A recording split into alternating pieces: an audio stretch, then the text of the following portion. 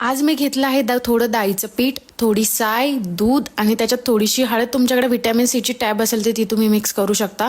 आणि सगळ्यांना माहेरी जायची खूप ओढ लागली आणि मला पण जायचं होतं. त्यासाठी मी ग्लोईंग चेहरा करत होते की मला सगळेजण म्हणले वाव किती छान दिसते. एनिवे जोक करते. त्यानंतर स्किनला असं छान असं पॅक लावून घेतला आणि 10 मिनिटानंतर बघा तो असं ओढल्यासारखं होतं स्किन, नाही का अशी ताटल्यावानी. त्यानंतरपर्यंत मी असं घर वगैरे स्वच्छ करून घेतलं, झाडून घेतलं.